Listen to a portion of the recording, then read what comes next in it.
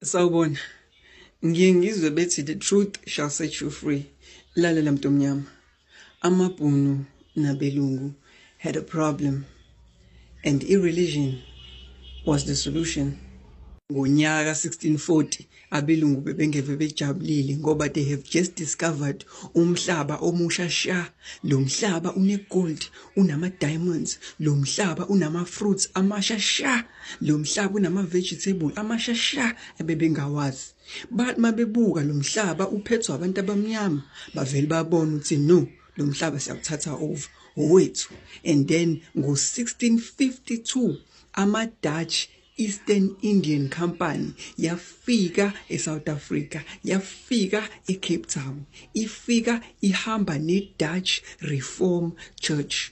I-Dutch Reform Church kwakuyisonto laso isitha. Ngonyaka ka-1700 babe sebefikile abelungu, zayiseyifikile izitha, zafikela eCape Town, zayibiza ngeCape Colony. Bathi befike eCape Town bafica abantu abamnyama bebhizi bekholelwa kumadlozi, bafica abantu abamnyama behlaba inkomo, behlaba imbuzi, bene-spirituality yabo, benenkolo yabo.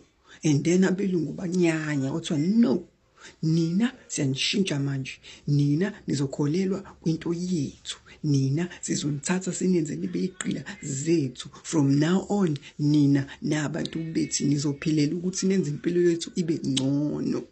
And so umuntu omnyama yaqala inkinga for yena lapho.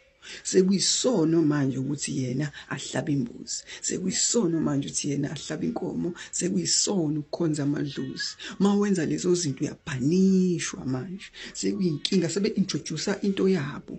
And i-Dutch Reform Church yayingeve isupporta ekutheni ukuthi abantu abamnyama benziwe iqila.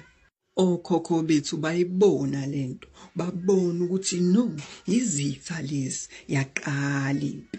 Umuntu omnyama waqala wadonsa ihawu nomkhonto wathi siyabaxosha labezweni lethu. Into abangakufundisi yona esikoleni ukuthi okhokho bethu bayiwina impi against ama-British, against i-Europe.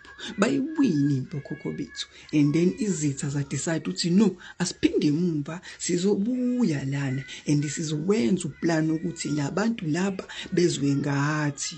Izitha ayiphelanga moya ngoba zabuya ngama-1800s, sezibuya nje zizela ngomqondo. Ziyazi ukuthi umuntu omnyama unzima when it comes to impi, ziyazi ukuthi bayizama ukuthatha izwe ngogci, and then umuntu omnyama walwa, bahlulwa bona beyizitha. Kulungile, babdecide ukuthi no,